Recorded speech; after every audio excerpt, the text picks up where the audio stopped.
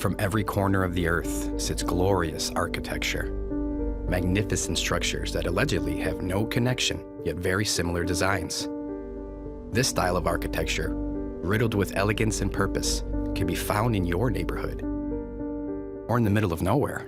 And when you walk in, you are overwhelmed with a vibrant feeling of serenity, a feeling that modern-day architecture does not provide.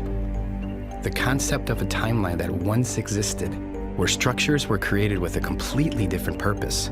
Yet, when we take a look back at who they told us built these structures, considering the timeline and the lack of technology, the story begins to crumble. And that story was taught to us all during a time when we were too young to question it. But when you shine an unbiased light upon the history books, you'll quickly uncover the lies of his story. But even before Rockefeller and his goons started the Board of Education, they already had our ancestors, and anyone who questioned their narrative would soon find themselves an unwilling resident of the original indoctrination camps. And where did they come from? Where did we all come from? If knowledge is truly power, then maintaining such power must rely on the absence of knowledge. Are you aware that every major city in America experienced a great fire? Candle fires that turned stone to dust, leaving behind a crime scene that resembles a war zone. Let's take a giant step back, perform our own investigations, question the history that was written by these victors. With a growing nationwide lack of trust for our leaders, it's time to discover the extent of the deceit and where the lie truly began. What's being kept from us is huge. And you're talking earlier about the architecture. I really like to encourage people to do their research in their own communities, because you really do not have to go far to start chipping away at what they've told us and ask yourself a question: is this even possible? Is it possible that X building was built in the 1890s? And they're giving us timelines of like a year. It was built in a year. They want us to believe we didn't have the technology, that we were low tech, and yet we're building all of these amazing structures. This disparity between what the narrative says and what's actually there. You have places, cities in America that look as though they were constructed in medieval Europe, when nothing was here and people showed up and just got started building, from what we're told. One would assume that they would build with the means that were available to them. Wood, nails if they were lucky. What we get is this narrative that people were showing up and really making do with what they had. What we learn about in school is there was nothing here. This land was free for the taking. The only inhabitants were wild Indians, and we built everything here. Everything you see in this country, in North America, because we're talking about Canada too, was built by us. After we got here, nothing here. They had to change the narrative. They had to destroy the evidence. They had to come up with an explanation for who built this, why they built it, when they built it. And they had to do that for a lot of buildings. We are told that during the 1800s, the consensus of North America was low, extremely low, too low to justify the infrastructure within the timelines they've provided, too low to have the experience or knowledge on crafting these glorious buildings. They're the most exquisite buildings I've ever seen, and there was only a population of a few thousand people at that time. And then I'm looking and there's mud roads and wooden sidewalks. And then I'm looking at this building that is just, it could be out of Paris or Prague. It's not computing. And so I'm realizing there again, there's a whole bunch of stories that have to be dug into, rethought, reconsidered, and in some cases completely discarded. We no longer build like that. How does that happen in a realistic timeline? Wouldn't you be progressing year after year to have incredible buildings? Today, we would be building massive pyramids, massive courthouses that last forever. Instead, We have the complete opposite. And they're very cheap. The tools have upgraded supposedly, yet our construction has gotten worse. It's completely backwards. There's evidence of a worldwide culture that existed in the not too distant past, and the evidence is everywhere.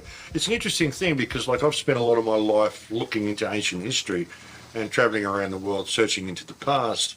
And it isn't until recently that I realised that it's actually, I don't have to travel to Egypt or anywhere. It's all right there in Sydney and in London and in San Francisco, and it's all around the world. And once you see it, you can't unsee it.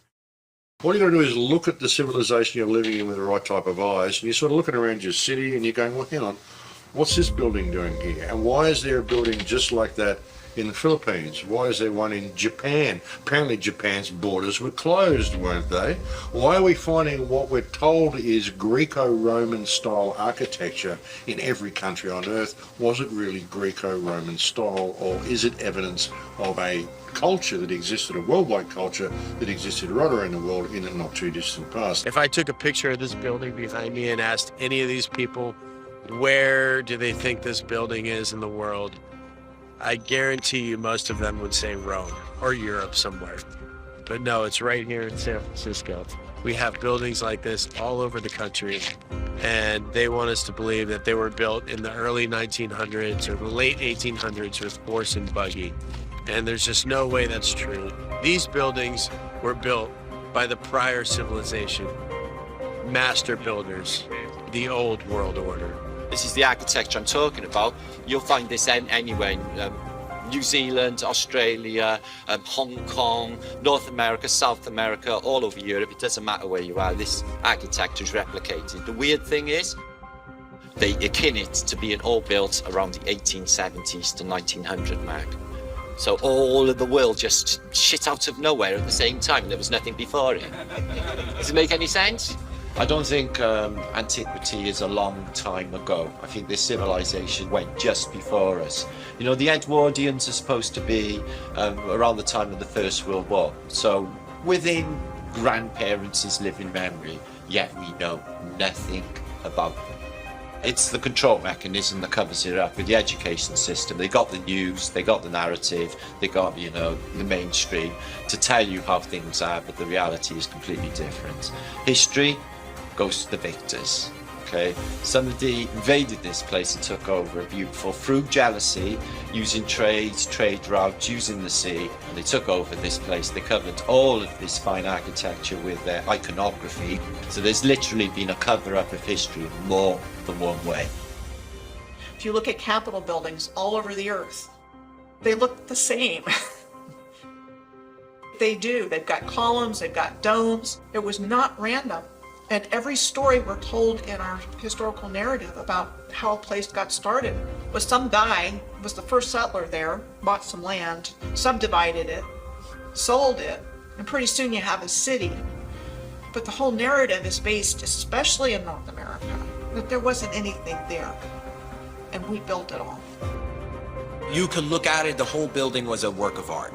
So there was obviously some pride that went behind that. It wasn't just about making money and throwing shit up as fast as you could. It was about building with a purpose, and that there was symbolism behind these things. They built them to last. They built them with a certain level of artistry and attention to detail and customization. You see, now you'll go through a neighborhood and every home looks the same. This neighborhood, perfect example.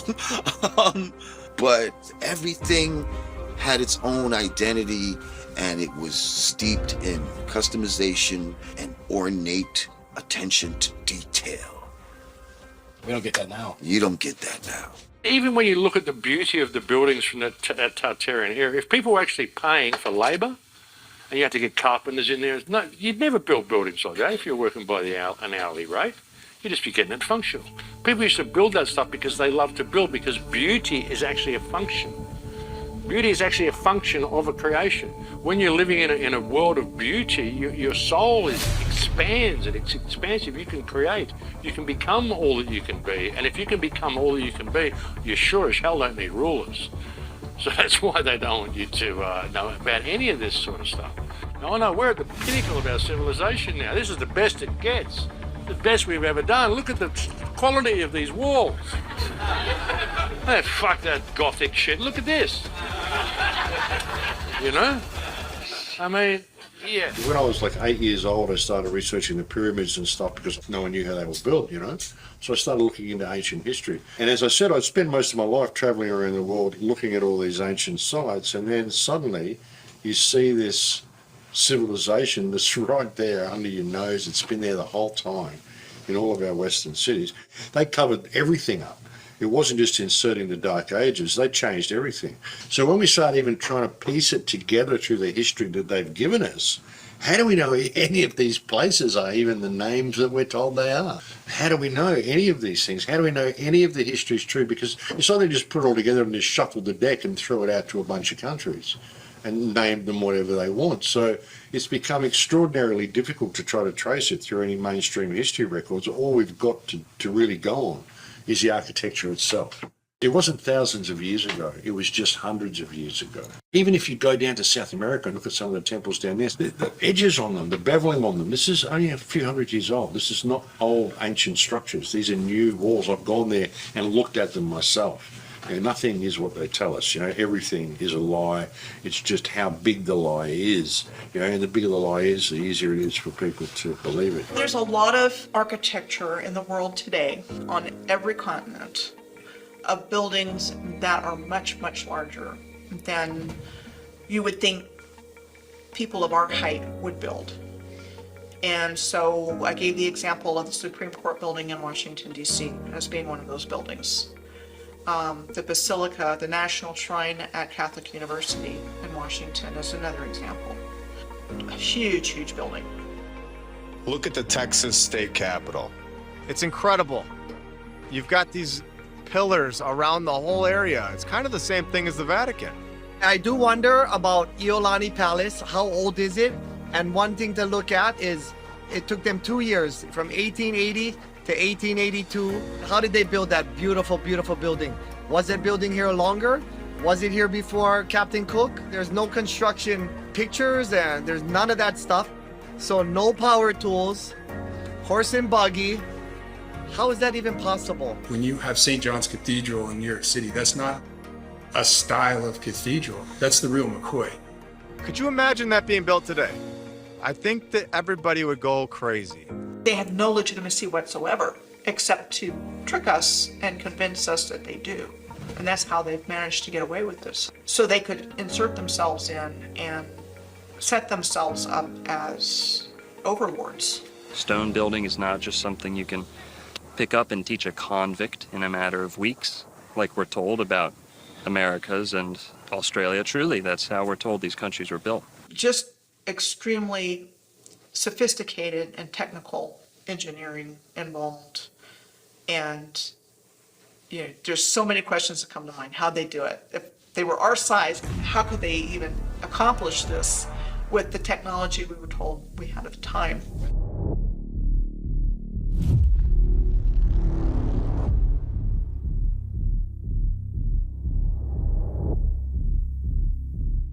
You'll find many of the banks, post offices, government centers, especially 100 years ago, were facilitated in these large, glorious stone structures.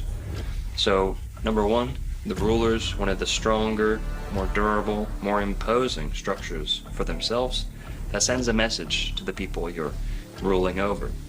We're going to play a little game here with two alternatives, right? And you or I, whoever the person deciding between these two is, I'd like for you to pretend you're a world leader. You're not a good one. You're evil and you'd like to rule the people underneath your thumb. Or you're looking to maintain control over people. Bear with me and envision these two alternatives. In the first, we have the opinion, the theory, the teachings, the paradigm that man is nothing but a carnivorous monkey in outer space, floating on a rock for no reason, in the middle of nowhere by accident. And this all got kicked off 43 bajillion years ago on a Tuesday at 6 o'clock p.m. And they can determine this with their color star charts and moon dust and things like that. And going on to a long, vast existence of nothing, just surviving by instinct, on par with an animal. Justification for any morals, ethics, no real pursuit of true happiness, no pursuit of harmony and understanding here on the earth. And this is all what we're living in today. There's no spiritual accountability. There's no understanding of beauty. Well, on the other alternative, on this side, we have a purposeful creation, a purposeful design to not only the human being, but the entire earth, the laws of nature.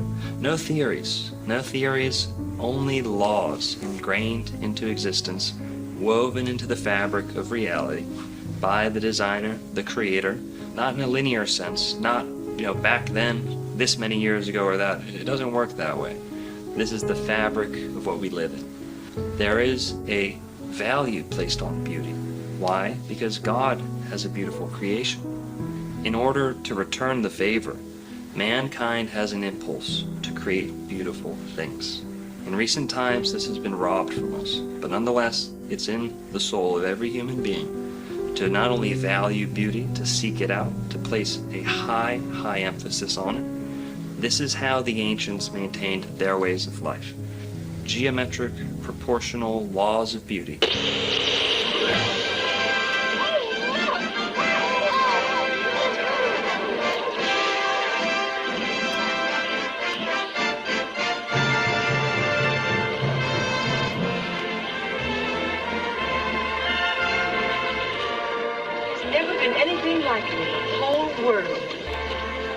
It's right in our own hometown.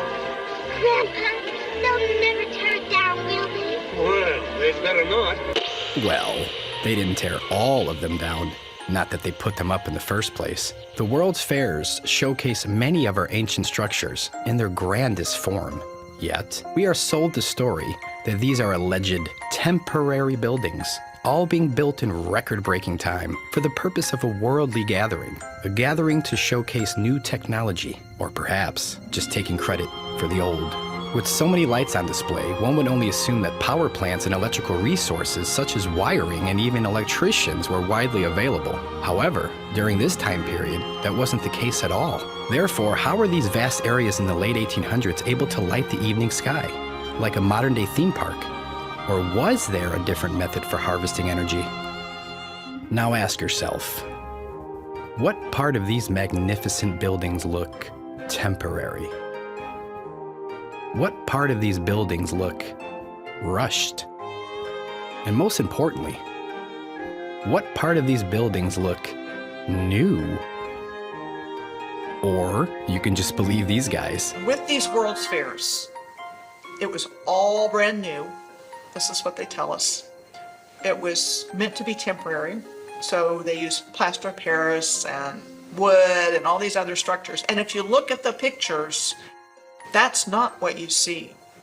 You see these massive masonry structures that look like what you see in Europe. They had these in places like Chicago, Omaha, Portland, Seattle, Guatemala. They had them in Tasmania, Georgia, Louisiana, Ohio, Canada. Each one of these fairs, each one was built in 2 years or less. Each one was magically populated by millions of people that came from all over the realm to participate in this event. They started with the Crystal Palace exposition in 1851.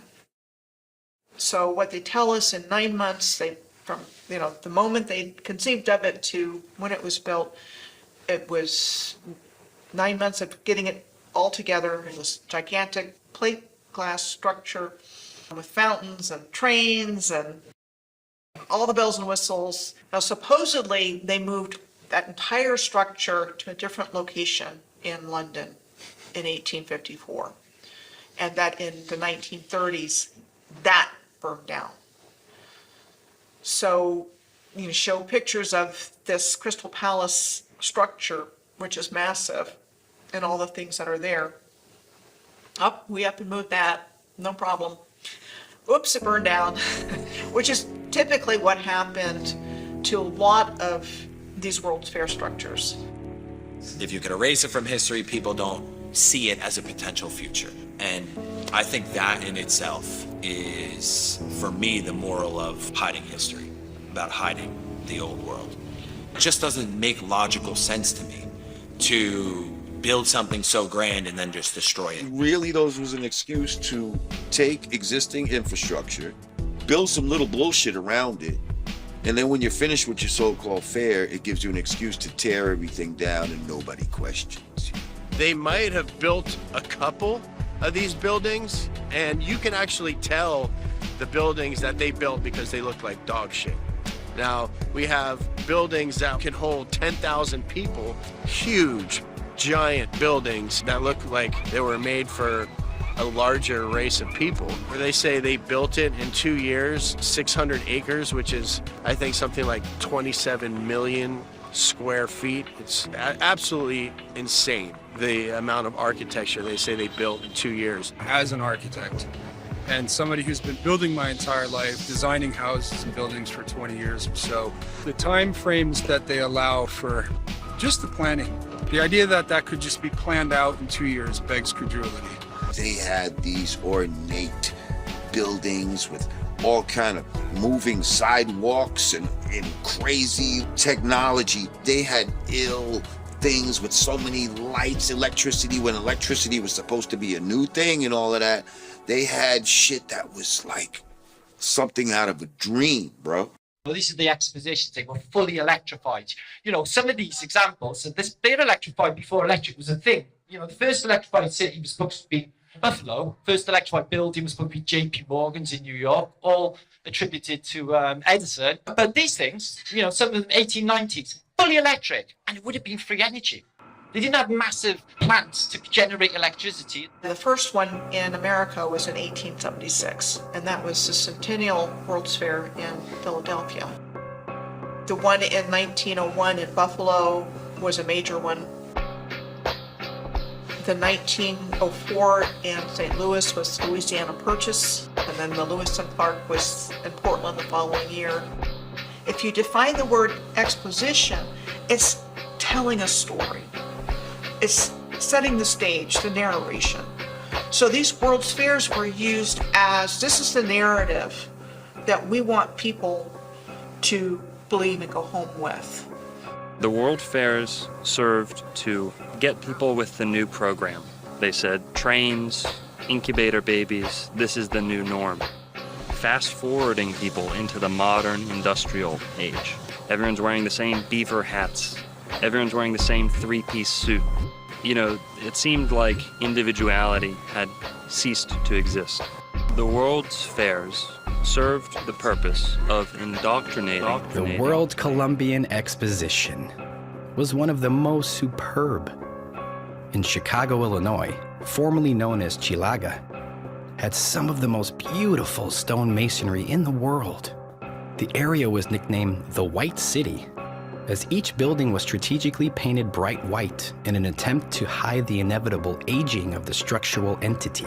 The mainstream narrative would lead you to believe that these megastructures were designed by the most educated and experienced architects. Right? The architect, he didn't have any formal training. What on earth would give you that idea? Isn't that what the website said, right? Your website. Your website said that the architect of this building has no formal training. That's... Here. I find that implausible. This is your website. We all do. That's why.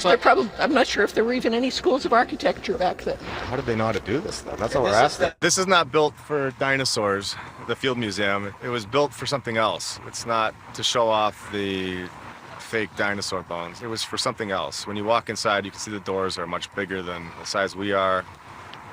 It's nothing like what we build today. The Museum of Science and Industry, which was the arts building, the fine arts building. And they make the argument that that was a temporary building like all the others, and the public liked it so much that they rallied to save it. So what they did is they went and rebuilt it out of granite and marble and copper and all the permanent materials that we see now. I think these are children's stories that they give us. I don't understand at all how serious-minded people can accept the story that says this building was built exactly as we see it now, but with temporary materials. And then because we liked it, it got rebuilt out of granite and marble and copper and glass. To me, that defies explanation and is much more of a fanciful tale than the idea that the building was already there and was repurposed for a fair.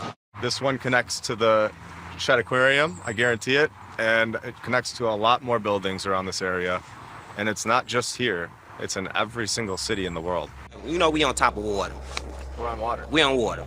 So we on top of water. You go in the basement, you will hit the water, hit the wall, and then sometimes when it rains, because the sewer be flooded sometimes, the water come in the basement, flood the whole basement.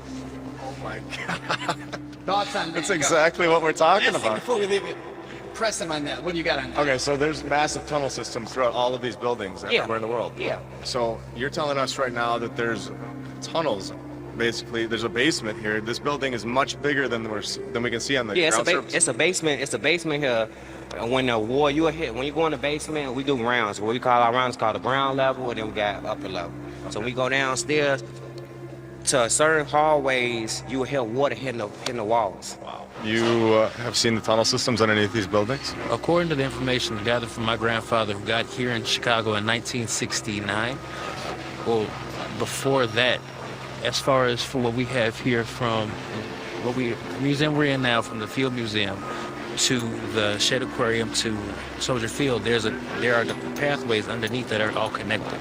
It's like if you go to McCormick Place, if you go, they got the little tunnels over there too, because they be flooding over there too. Really? Yeah. So it's connected, you think? Yeah. So this whole campus, the whole campus is connected. And there's tunnels. I was told there's tunnels, you know what I'm saying? It's like the tunnels along the lake that you can go down in, and then it leads you into like a little path. But you know, I heard that from somebody that he was working for 43 years. Really? Been here for 43 years. He been here for 43 years. He retired, I want to say, like last week sometime. Have you ever been in them? No, sir. They won't allow access to the public. Okay. And then they only allow access to very, very few of their actual workers here. So you think that dirt in that picture downstairs, you think the dirt is actually there and we put it there to cover up this building, to make it look like it's not as big as it really is? That's a good one. That's good. I feel like we did though. I feel like he made the picture to fake like, I feel like the building was there already. What do you tell your child when you're coming to a new location and they're asking you questions and you have no answers? You will start to create so that when you have a way to answer those questions, or your child will grow up with no answers and forever seeking. So now we're here to give answers. There you go.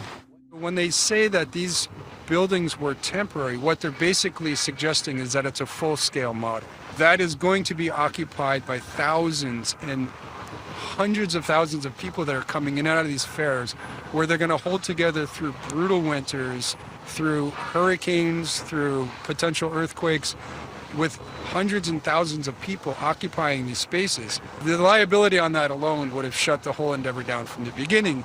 It wouldn't have been permitted. It's not the kind of thing that's permissible when you're talking about the building trades, when you're talking about a public facility where you're going to be bringing so many people. Now, this takes a huge infrastructure, and it takes a huge amount of people to do something like this. When you see these ridiculous construction photos where it's like popsicle sticks, clear manipulation. All right, so right here you can see they just put the scaffolding up, just like they've done in the past in the original pictures of the construction. Yeah, and they're doing it right now. How hard would it be to just make it black and white and then make it look like they're doing some construction right now? NASA's not the only company to fake a photo, guys. With a lot of these old, glorious buildings, regardless of where they are, you'll find supposed, alleged construction photos. Now, many of these will show simply scaffolding around an already constructed building. If you take an old cathedral and put scaffolding around it, and you're the first person ever to have that cathedral photographed, well, you are ripe to make a case for yourself that you may have built that to begin with, whereas you might have just been renovating that cathedral, repainting it, fixing it. Old primitive photo manipulation techniques. Wooden sidewalks and mud roads, you have to be able to bring all the stone and brick and glass and copper and all the component parts. You have to be able to bring that to the site.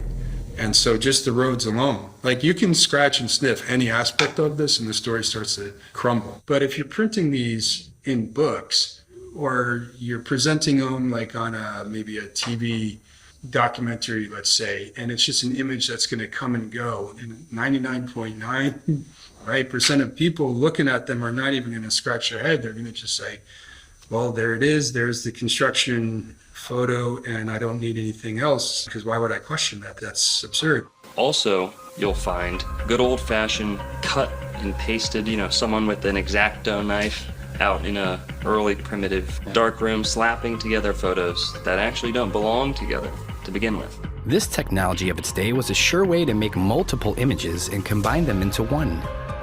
There was no way the rewriters wouldn't need this for faking construction pictures. And no, it's not Photoshop, but the layering process is very similar. Victorian photography manipulation, using pencil markings and scraping techniques to draw, erase, and touch up any image desired. The easiest way to achieve your goals is to have a white background that you can remove later in the darkroom. Not uncommon for others to create trick photography and show off their masking and etching skills. For back then, this was the cutting edge of the start of this fraudulent society they've built.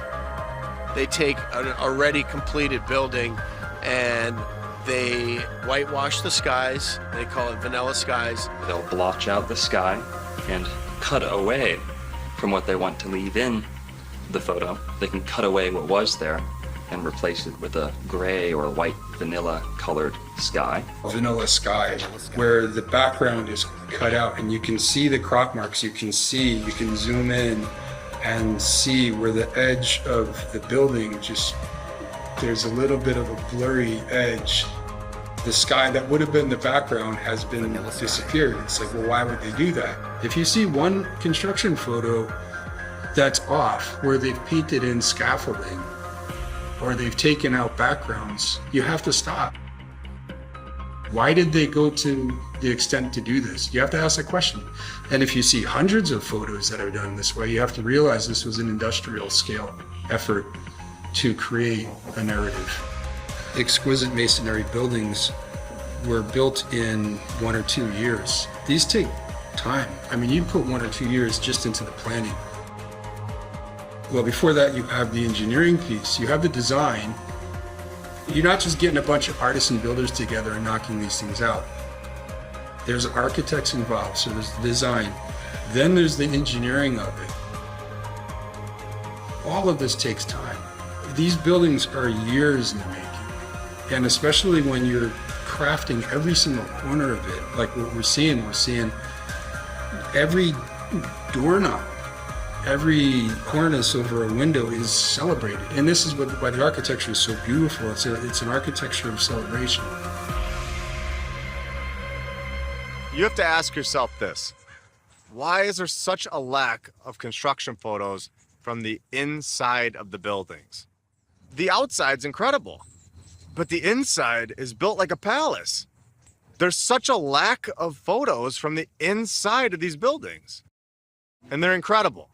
When you had the Kleksinski building in Chicago that took 14 years, and then you come back and you look at the one before that, the Federal building, built in 7 years. How is that possible? They're not gonna be able to bring these things all the way up to the top, get these people that have no training and actually create this amazing thing that lasts forever.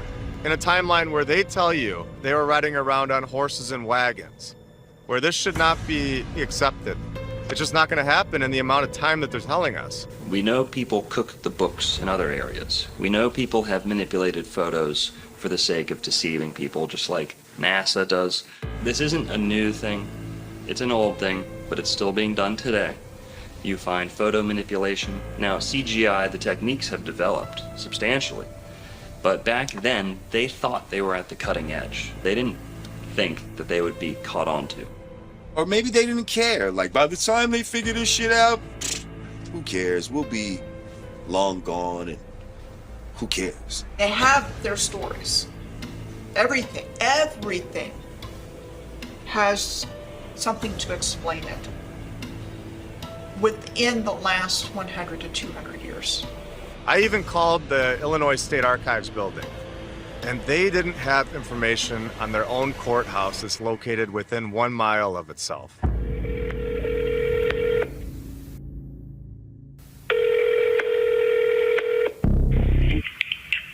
Illinois State Archives, how may I help you? Hey, I was just transferred to you because I was looking at the Supreme Court when it was built, and I was just trying to find like records on it, and it said it was saying like on their website it was saying that it was built in like a year. So I was just trying to figure out if that was true or not. I would have you tried contacting the Supreme Court? Yeah, and they sent me over to you guys. Okay. I don't know what we would have on the building itself. Let me look here. Yeah, it was saying on their website that it was the keys were given over on February 4th, 1908, but 1908 they also said that they were moving out of the old state capitol building. So I don't know, 2 months, it doesn't sound right. Yeah, that sounds kind of odd. Let's see here.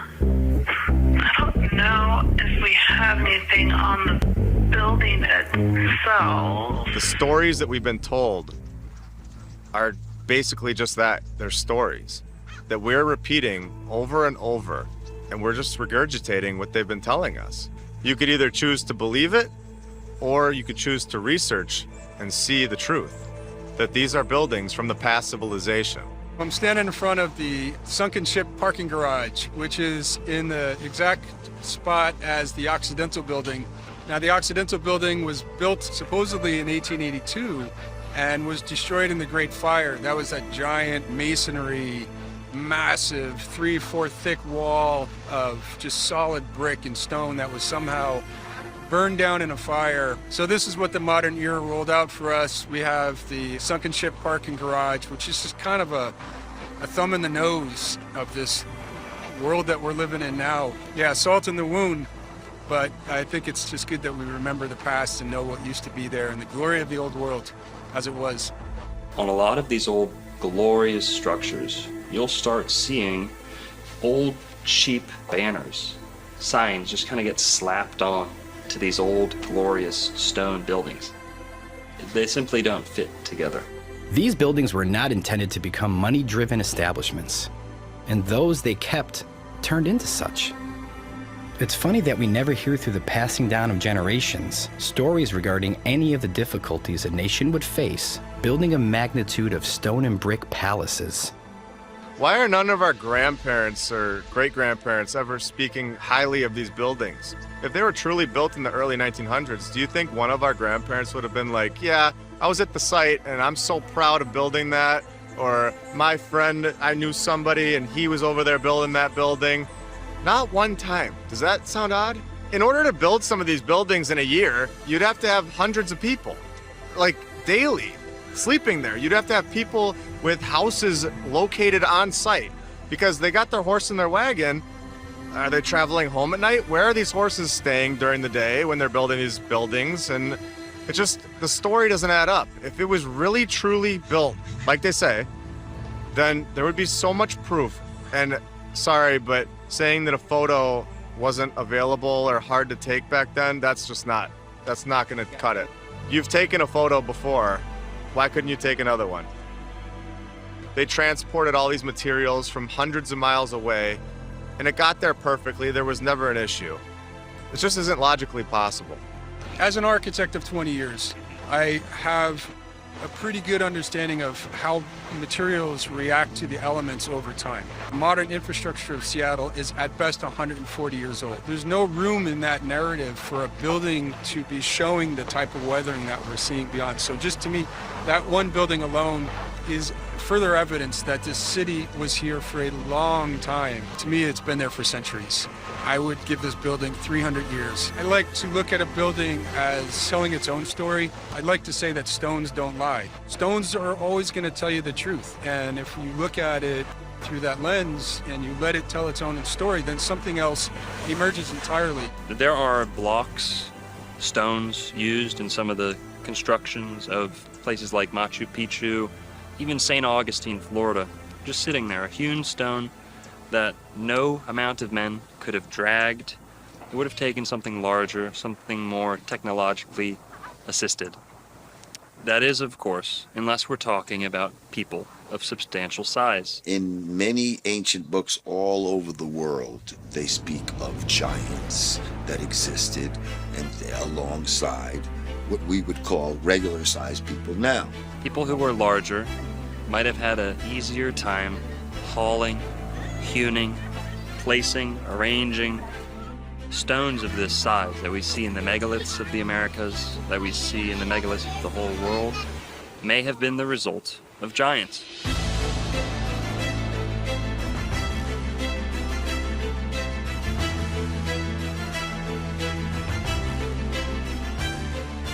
If you're using critical thinking, it just doesn't make any sense as to why build at such a large scale for people our size. That's the weirdest part, is when you have doorways in random buildings that are too big. They're 20 feet high.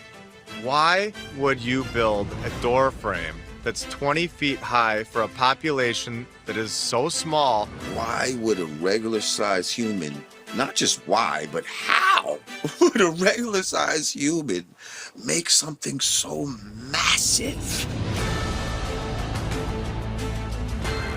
It just boggles the mind. Why do 6-foot men and 5-foot women need that?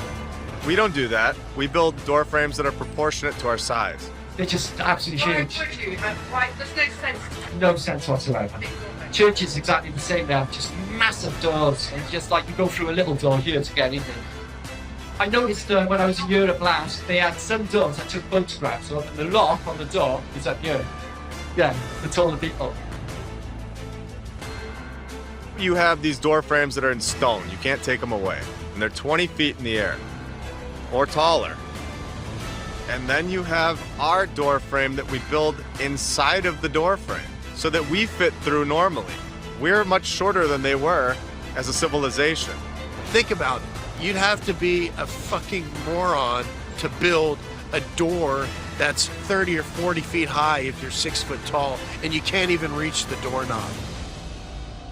Across this plain, we find much evidence, abounding evidence of giants, not only in the major city centers of this world, but in the burial mounds and ancient ruins of the old world. And what you find around the major city centers is giant doorways.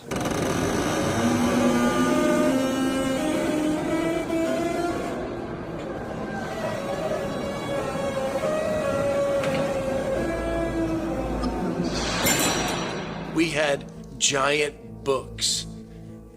We had giant helmets. We had giant knives, giant samurai swords, giant rifles. We had giant shoes.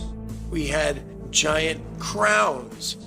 We had giant typewriters, giant bells. Giant this and that, things that don't seem suited for the average sized person, even on the taller side. It just doesn't make sense. And to think that large communities of people got together and built structures that were excessive, costly to begin with, but then you're adding the factor that they're building for a greater size than they need. It's not very cost efficient. It's not in line with what we're told about frontier America. So even just compared to me, right, in terms of a hip placement, my knee is up here and I'm 5'11". So these are really large individuals. Really large individuals. And then when you think about it, it's not even that big of a deal, really. Like, what's the big deal if there was giant people?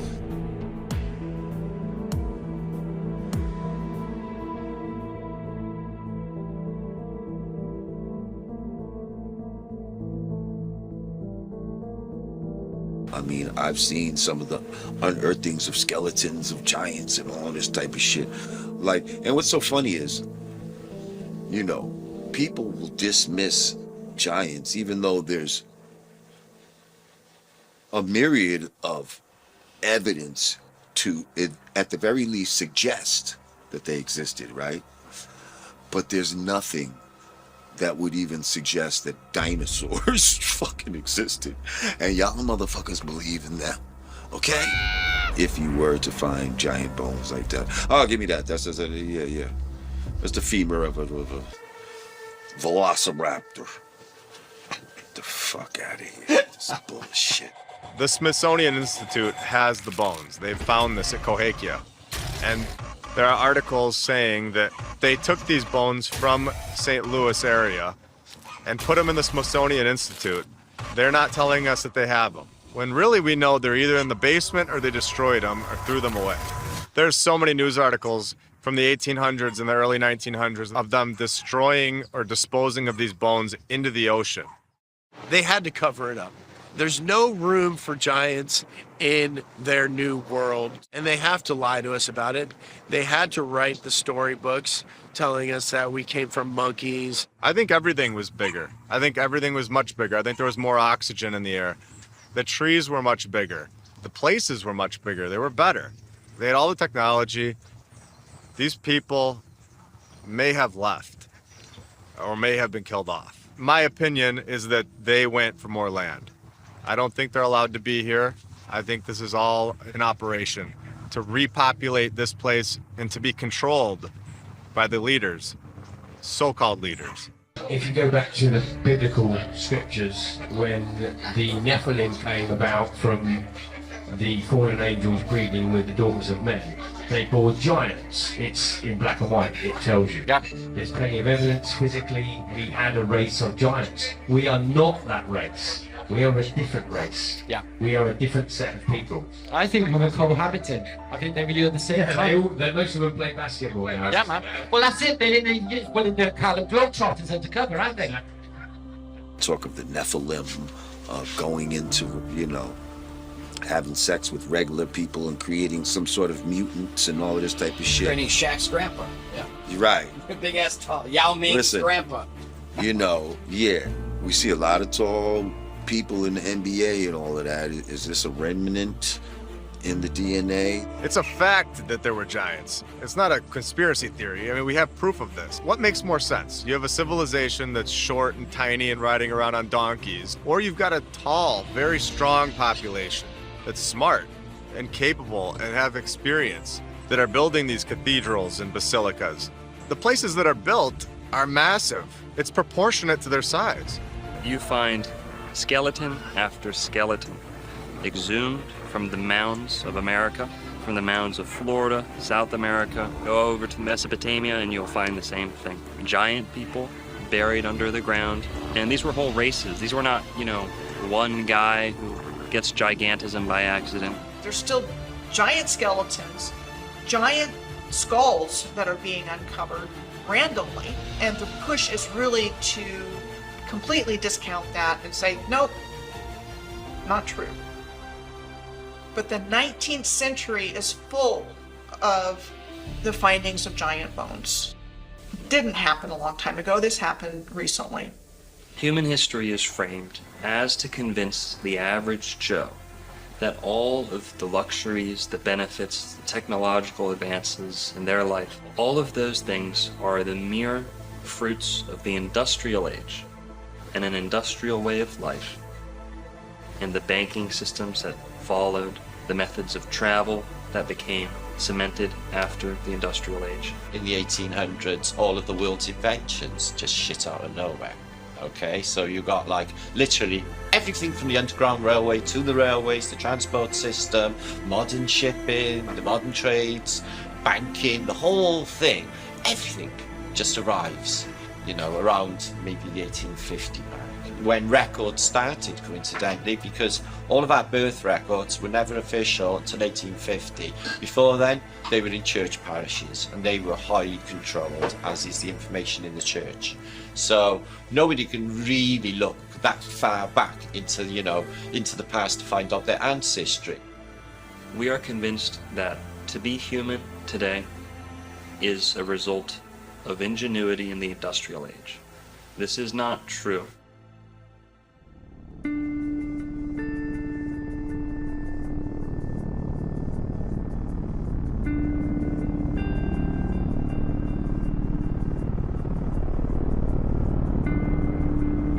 another element of history they've conveniently helped you forget about.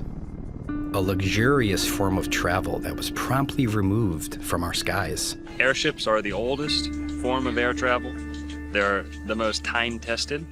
Now, they've been taken out of circulation. A lot of people have the false misconception that if you were traveling on an airship, you would be confined to the little cabins that were suspended from the bottom. You know, like the pilot's cockpit. You'd probably feel a little iffy about those coming down, being on the bottom of the ship. It's coming down, you look like you're gonna get smushed. Well, that big blimp is not just a balloon. In many, many airships of the old world, you had access into that large cavity of the blimp. And there were restaurants, there were bars, there were dance halls, things like this. This is all a matter of fact. Why would they build such a big thing and not put anything inside? So it's basically like a cruise, but a comfortable cruise where, you know, you're not sitting in the bottom part of the airship where they normally show you on a blimp. You're sitting in the airship.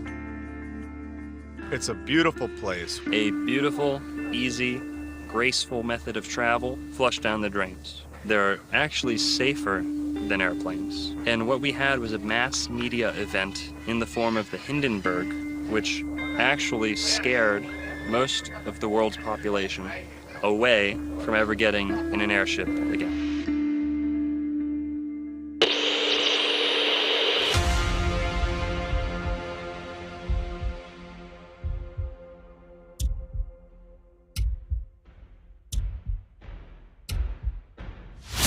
It's starting to rain again. The rain had cracked up a little bit.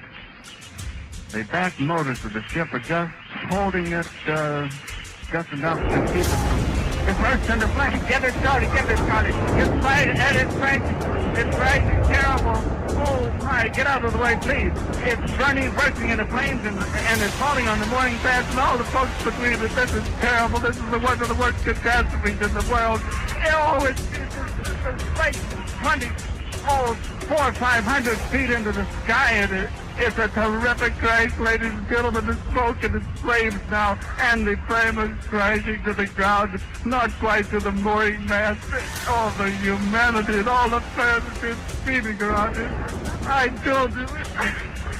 can't talk to people. There's friends around there.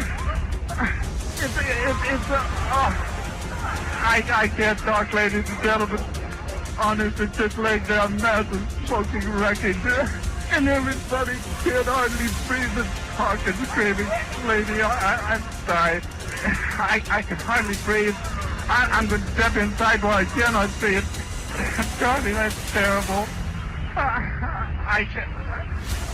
Listen, folks, I'm going to have to stop for a minute because I've lost the voice. This is the worst thing I've ever witnessed. Oh no, can't do this. They're dangerous.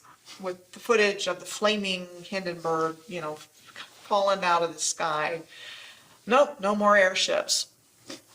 But there's a lot of evidence, shall we say, that's available to show that, yes, there were airships and they were a pre-existing technology. And one of the ways that they get rid of things is to say, like, it's unsafe, safety hazard, we can't do this anymore. And I don't want to be flying in that again because there's just fire up in the air and there's no way I would ever travel in that again. So I'd rather pick to be in an airplane. Let's stick with our helicopters and our airplanes, and we're gonna can airships. What's a more tranquil form of travel? Airship or airplane? You can't tell me that everyone isn't terrified getting up on that tarmac and taking off on an airplane. On an airplane, you're stuck. You've got 60 to 100 people stuck on this little plane. You can't travel that far with the tanks that they have. With an airship, you can travel very far, and you can travel with a lot of people. You could take mass amounts of people to these other lands that are much further than we could ever imagine. The airships of Germany were touching down in Opelika, Florida for years. And Glenn Curtis, the man who opened up that Opelika airport, is a man embroiled in scandal, So if anyone's telling lies here, it's those guys. Glenn Curtis was nicknamed fastest man alive for breaking top speed records on a motorcycle using gas engines. And he helped push gas as superior to steam and other techniques. He started slapping gas engines on airships too, and he helped get them off of other methods. Then he did the same thing with airplanes in direct competition with the Wright brothers. He tried to steal the Wright brothers' patents with the help of the Smithsonian. Towards the end, they started filling them with dirtier gas, trying to get them to be gas propelled. That was not the case. Many of these were steam. In some instances, just like a submarine. They can try and hide this from us a little bit, but you, the viewer, can go and look this up for yourself. The blimps were a lot more sophisticated than we're told. And going back to the comparison between airplane and blimp, they can literally and metaphorically bottleneck the costs of travel by only allowing so many people on to this tiny little tube that's traveling so fast, so dangerous. We'll let this go by. Speaking of modern day airplanes, You can only fit maybe a couple hundred onto an airplane when you could fit a couple thousand onto an airship. Number one, it's graceful, but number two, you can fit way more people. You can have way more facilities on that. It's like almost like a traveling city. So the airships provided something that airplanes don't. They were safer in terms of the speed of travel, the danger of landing somewhere you're not supposed to. To think, if your fear of flying is caused by open waters, in the case of an emergency, you would now have a way to safely dock on a boat. And a fear of landing could be comforted by a slow docking airship. Things like the Eiffel Tower, which we were told was built for a World's Fair, but there's Eiffel Towers everywhere. This will give you an opportunity for a balloon to come in to your city and moor up, and you get straight out, and it delivers you to the place where you want to be. Now, don't think this is beyond the bounds of possibility. They actually did it. Hindenburg used to couple up to the top of the Empire State Building. The doorway would come out, gantry would come out, and everyone would climb out of the Zeppelin into the Empire State Building. And they've done it in LA, in Chicago. These balloons were the transport of the day. Believe it or not, it was not uncommon for people to fly their airships straight into downtown New York City and to dock those airships in the steeples, in the finials, the towers, the spires of places like New York City, Chicago, major cities in Germany, England, you name it. Airships were docking. They would offload people into the tippy tops of buildings. I think that there was more than just airships. I think that the technology goes further than that. I think that these things were much more powerful, and I think that they went further than we can ever imagine, to lands that we're not told about. Behind the scenes, they are still making these, but we wouldn't have access for making our own. If you wanted to build an airship today, you can't, because NASA owns 99% of the helium. The tech back then was possibly even more than what we have now. There's videos in the 1930s, 1940s of hoverboards and portable scooters that ran off of electricity. They used to have self-parking cars. Right when photography was invented, you have these electric trolleys running wireless around cities. 20 years later, they'd all be breaking down, then went on to wires, then went on to the slower Edison electric grid. And remember that they have much, much more than what they're giving us. They are slowly giving us back the technology that was once here, that they found from the previous civilization. It's funny, right? Because they drop it back in doses, pretend like they're the heroes to reintroduce it. But meanwhile, that very thing that was designed to create freedom and creativity within humanity is now spun to be used for manipulation and control. But it's dropped in those doses where we just accept it, and the line gets pushed further and further and further, and people just sit back and they're just like, this is life.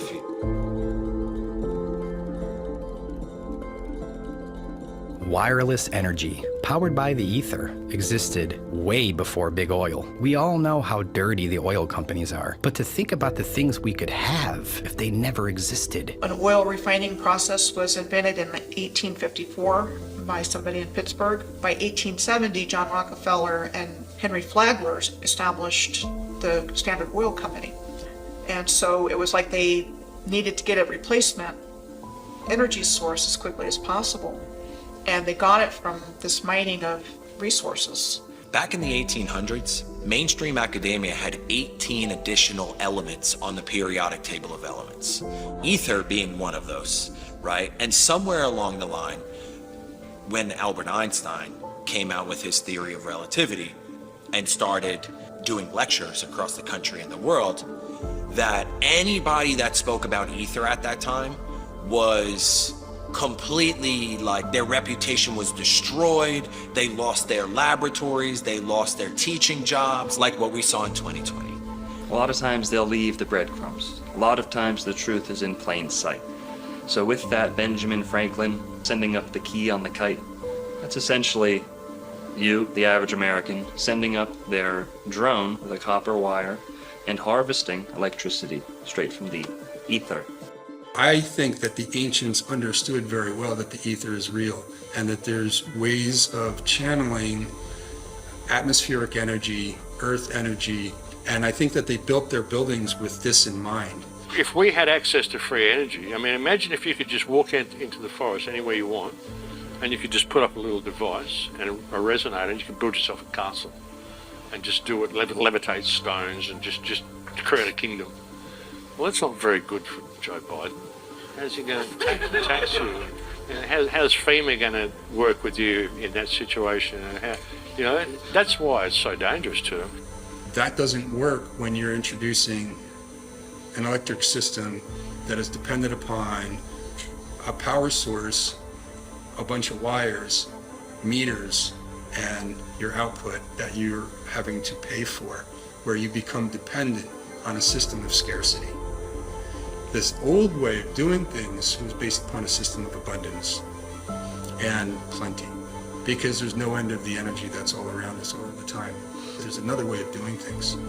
We don't have to live in this way of constant crisis because of constant scarcity.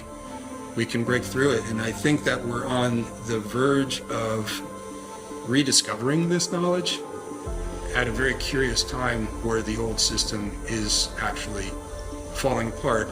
Everyone knew there was an ether. Most buildings were constructed in that manner until they came in and started destroying things and indoctrinating us. You go through and you start finding these correlations, you start finding how the free energy worked, what the power stations were, how all these places have got these certain buildings and fountains and certain copper top roofings and all the stuff for landing sites, for flying machines, and you start to see that all of this stuff is way too similar all around the world for there have not to been a single culture. Many times these towers held old world technologies, such as bells, which would send out resonant frequencies into the community beyond. So many photos of bells being rounded up all over Europe. We're living in a time where we're waking up to what we so recently had. The pipe organ is a healing machine. That's why it was integral to the construction of ancient Gothic cathedrals. The organ was the centerpiece of the church, of the cathedral. Now, around the building, up, down, around, beneath, you had pipes and essentially speakers blasting this music into the cathedral. They placed these beautiful organs under these stained glass windows, which were treated with lead and specific properties. And these, they work like car speakers. They augment the resonance and the sound out into the ether outside. So everyone outside in the community is invigorated, is on a higher state of consciousness, literally being the best they can. And you can see it in the pictures of these people in the day. Everyone is healthy. Anyone who's been around for a full volume, live, authentic pipe organ performance will tell you your bones rattle, your organs start to respond. your hairs on the back of your neck stand up. Walk into a well-made stone cathedral. Hear the pipe organ. Sit there and saturate in the healing frequencies yourself. Cathedrals are something beyond just a center for worship. They are healing machines. And the pipe organ of the cathedral is just one tiny little finger of this whole realm that we're talking about. You've got starports, which I call a gateway topic because the same structure exists all over the earth, have been given to us as fortifications that were built for these different wars, which made them military targets. And so they have an excuse for why it was built in whatever location. And then they have an excuse for why it was destroyed. So in school, we learn about one fire. We learn about the Chicago Great Fire. In the case of the Great Chicago Fire, there was a lot of fanfare over Mrs. O'Leary's cow kicking over the lantern. The legend is that Mrs. O'Leary's cow in a barn kicked over a lantern and that caused the entire fire. And poor Mrs. O'Leary and her family had their lives ruined because of this. We only learn about Chicago. And I remember going to summer camp and we're sitting around the campfire and it's one dark night when we were all in bed. Bum, bum, bum. Old Miss O'Leary took a lantern to her shed, and when the cow kicked it over, she turned around and said, "There'll be a hot time in the old town tonight. Fire, fire, fire." And we would yell fire louder and louder with each verse, and we do this like 10 times to where it was echoing back to us across the lake. And now when I think about it, it's like how many kids growing up in America were singing this song about this stupid story. What I realize is that it's like an incantation and it's spellcasting. Where did this song come from? It's a story that they wanted the population to come to embrace and believe as part of the founding mythos of the country and who we are as a people. Well, lo and behold, as an architect with the keen interest in history, I come to find out only within the last few years that there were fires in every major city. And then I come to find out that it's not just wooden shanty town built out of matchsticks. We're looking at city after city after city with photographic evidence showing masonry buildings of the most exquisite type. Philadelphia, New York, Boston. You come down to Florida, Jacksonville, Miami. Every major city at one point was burned to the ground. Believe it or not, these were stone cities. These were megalithic stone cities, ancient metropolises that were burned down as if they were made from wood. Very quickly. Now we can speculate as to what the source of that destruction was. From above, from below, arson, biblical destruction, you name it. Nonetheless, every major city in America, if not Europe and the entire world, saw a great devastation by a fire. You'll see pictures of people walking on the sidewalk like no big deal. I mean, that's subjective, but I mean, that's what it looks like. The pictures are strange. The sequence of events that are supposed to have taken place are strange.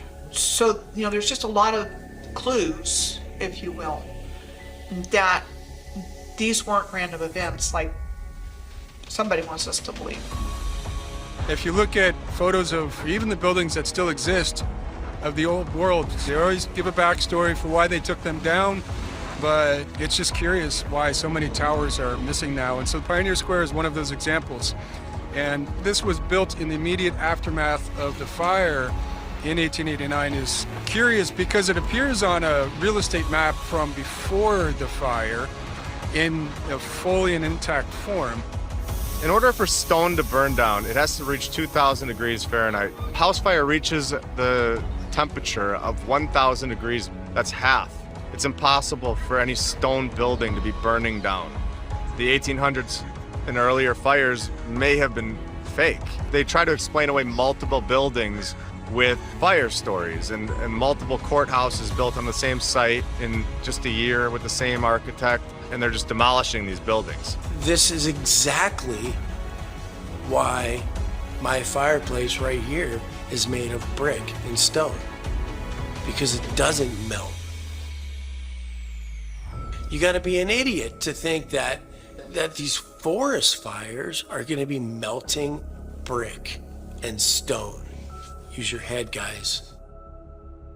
As they are busy dismantling it in the 3D reality that we experience, it was part of a program to dismantle the old world and shock us into an acceptance of basically the new world order. And that's why I wanted to speak to you today about the new world taking shape around us, about the prospects for a new world order now within our reach. It's the new order, Babylon banging down your door. The war pigs hungry for war. We rally the troops and rest sword, once and for all. It's the new order, Babylon begging for your soul. They coming and they want control. Yeah, they come. We burn their system to the floor, once and for all.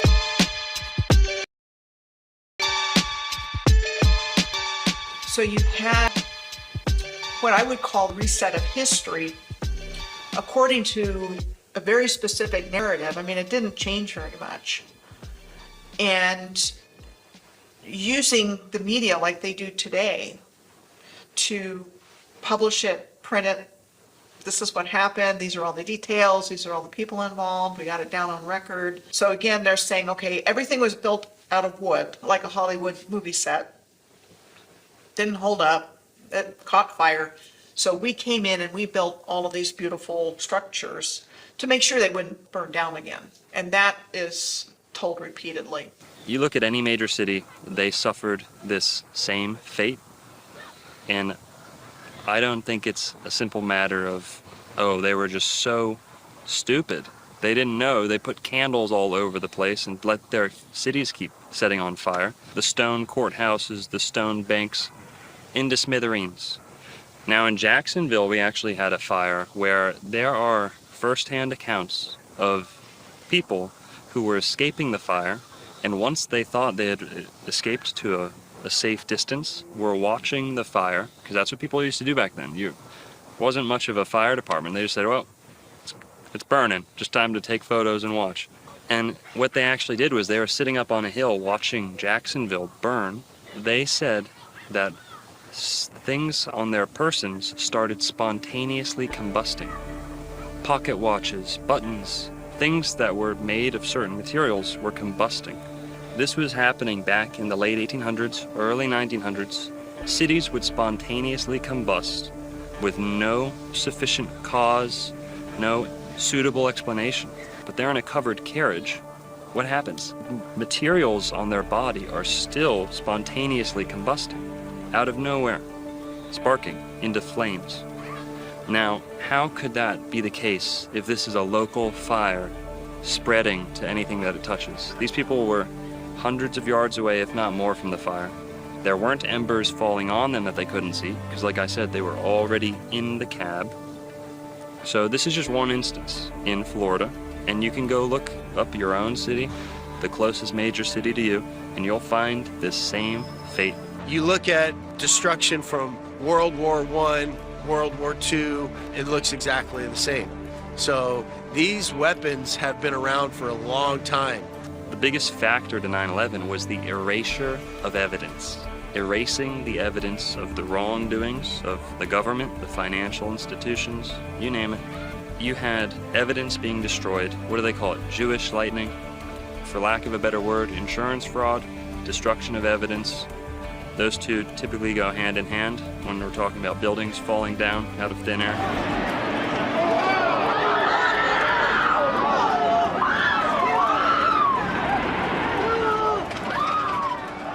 Seattle burned down, the downtown. 2 months later, Ellensburg, which was at that time a major city in central Washington Territory, burned down. 2 months after that, Spokane, which was another major city on the eastern flank of the territory, burned down. And when I discovered that, I just went, hold on a second. Like, there's something else entirely going on in the backstory. It's like they want to get rid of these beautiful structures. And some are still in use, but the ones that are inconvenient to the narrative, they just want gone. And there's also probably a component of the energy grid in all of this as well, because they keep what they can use, they keep what benefits them, and at some point they determine, okay, we don't need that anymore, for whatever the reason. Part of the story of the fires is that the fire chief wasn't in town at the time. He was away on some conference. And so the command structure was broken, so the mayor at the time in Seattle was the one that was calling shots. And he was making decisions that they should go in and make what they call fire breaks between buildings, meaning actually bringing dynamite into buildings and blowing them up. And that's acknowledged. And that's acknowledged in Boston, the Boston fire, in city after city, what's called a tactic to contain fires. And then they often say, well, look back in retrospect, maybe it wasn't the best idea. Well, what was causing these fires and what was causing this type of damage in the first place needs to be examined. So when you have a broken command structure and somebody else is calling the shots, that's really curious to me, because that's the same thing that happened in Lahaina. The wildfires that swept through Maui are the deadliest in U.S. history in more than a century. On social media, people are speculating about what could have caused the fires. One trending theory is that the fires started due to an attack from a directed energy weapon. They're weapons like lasers that use energy fired at the speed of light to damage or destroy targets. According to the U.S. Government Accountability Office, many countries, including the U.S., are researching their use. Yep, they flipped the police chief Pelletier, who was from the Vegas shooting. They made 10 emergency declarations all about Uncle Billy's and all about Banyan Drive and all this stuff. And to believe it or not, the Sunshine Law, where they removed the Sunshine Law or suspended it, it wasn't in these 10 proclamations that they really promoted and really blew up all over the news. It wasn't in any of them. It was in this quiet little Affordable Housing Act on the side. Truly, it does look like only the places they wanted. Safeway didn't get hit. The gas stations didn't get hit. They knew what was going to go where. It's either they did it from the top with the laser energy weapon, like others say, or it came from the bottom. But one thing was crazy is that over 24 hours later, they were still letting the fire burn. The fire was blowing so fast, the wind, it said it moved 1 mile in 10 seconds. I would think in my head could move 1 mile in 10 seconds. You know, some kind of boom one time, the whole place. With the fires from Maui, I mean, I've got these rows of cars that are just completely burned. Honestly, none of it looks like a fire. It looks like it's been destroyed with like some weapon or something from an angle. Just completely destroyed by a direct energy weapon. Just buildings sliced in half. You have melted cars, you have melted everything. I mean, it just completely looks like a war zone. Send a laser from a directed energy weapon against the community and then step back and say, oh, that was natural, or too bad, so sad. And all those people are left homeless and they don't get any help. And people aren't being allowed to get out of there. When it's happening, they're jumping in the water and poof, and everything looks like, cars are burned out. And people are going, whoa, what's going on here? And they're not getting any answers.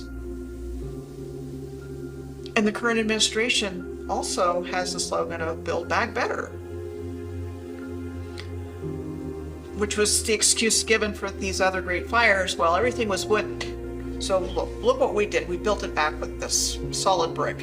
I think what we're seeing now was never supposed to happen this quickly. I think all of these things were supposed to happen without us even being aware of it. I can only think, why else would you want to do that? It gets rid of everything. There's no fingerprints. There's nothing. It's done. There's nobody to talk. They get rid of all the buildings. What stories is there to tell? His story is what they're going to tell. It's what they did tell us. Distorting a timeline, laced with cover-ups and preventing public awareness of our own cities being destroyed. How powerful are these weapons? And when did they truly originate? So this frog should have turned to ash. It even has some ashes on the bottom. It's kind of gray. And it got a little bit on the edge of some heat, but it didn't contort it or anything. It's just perfectly symmetrical, petrified. And it seems mostly hollow, but the skin is totally solid and intact. There have been a lot of people that have been talking about the subject of meltology. And my take on that and other things is that's part of it, it's not all of it. And what I believe is that there was a directed energy attack on the Earth's grid system that blew out the grids. And that caused swamps, deserts. It caused land to just shear off and fall into the ocean. And that would have caused melted buildings as well. A really good example on top of my head is a place called Red Rocks State Park in California. It looks melted. And there's other examples as well. So my belief is that there was just this massive surge of energy. So that surge of energy could have been from multiple sources and just went through the grid system and just blew everything out. When they came here, this was a destroyed and ruined landscape. And they even use the word ruins to describe things, but they push things far back in the past, like thousands of years or millions of years.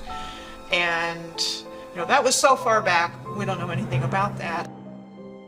The Earth was terraformed by a highly advanced civilization. And so things we think of as mountains, like the Rocky Mountains and hills, are actually buildings.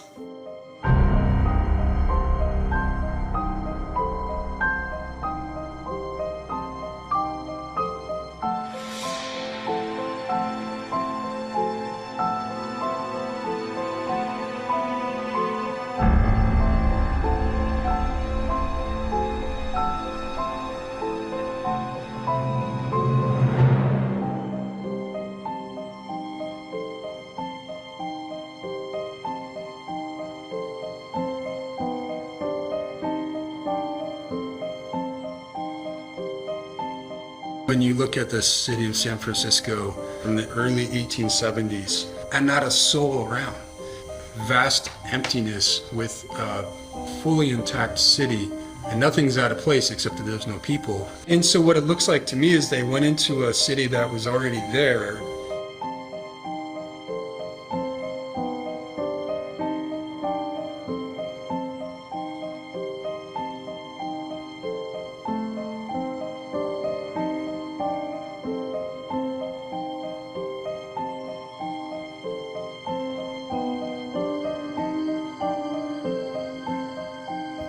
Empty. Nobody around. So odd. Wait, wouldn't the Tower of Jewels be visible somewhere on this map? Remember, from the World's Fair in San Francisco? It shouldn't be, because that was 37 years after this photograph was snapped. Oh, yes, of course. It looks like it's already there.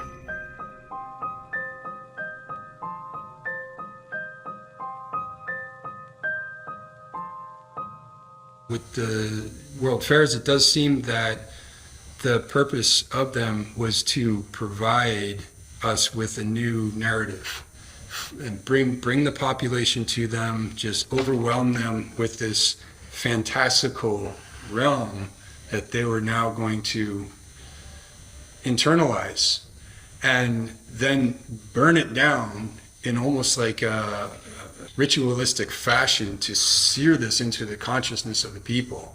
The populating of the Americas was not as authentic, organic as people might have been led to believe. There was a large system of what people have termed orphan trains, incubator baby farms. A lot of these were hubbed in World's Fairs. You had incubator babies at the World's Fairs. buy an Asian baby, buy a Filipino, buy an African baby. I think part of it was repopulation. I think part of it was early child trafficking. Premature children were in these incubators. You see pictures of these, nurses in their uniforms in a room filled with baby incubators, with people paying admission. With our increased awareness today, we've got things like Planned Parenthood and other things going on.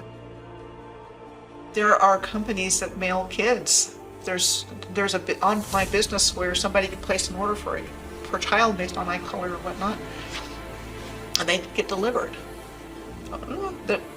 That's not good. And I think it's the same idea that there's this harvesting of humans going on without our knowledge and awareness, and unspeakable things happening to children that got its start very early on because the same families are behind it.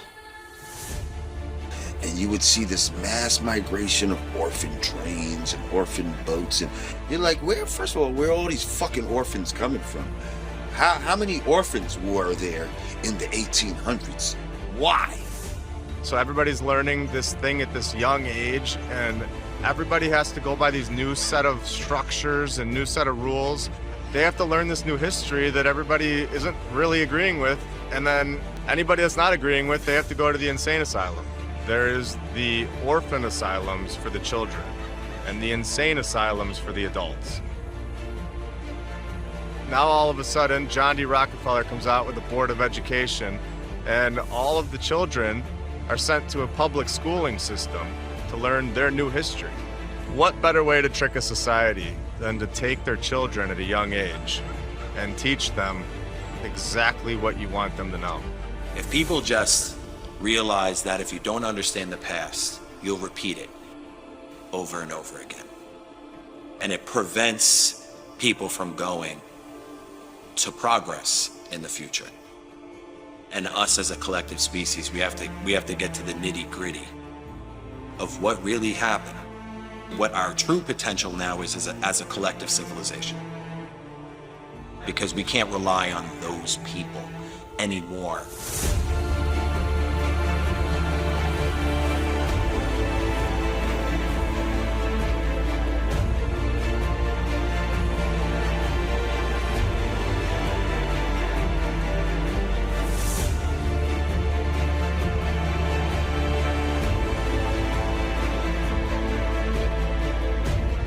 How does any of us know, and I would ask my father this all the time, I would say, Dad, how do you know you have a great-great-great-great-grandpa? How do you know? None of us know.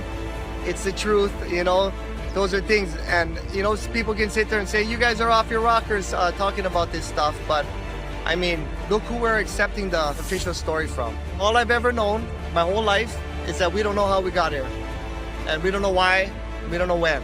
If Americans are sitting there one day and say, I don't know how I got here, I don't know why, and I don't know when, well, then you've been reset.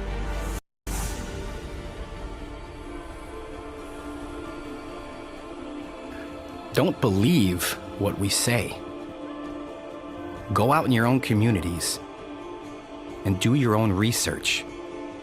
There's plenty of buildings that they left for us to examine. Once we can all wake up collectively, then we can come to realize what they have truly done to us.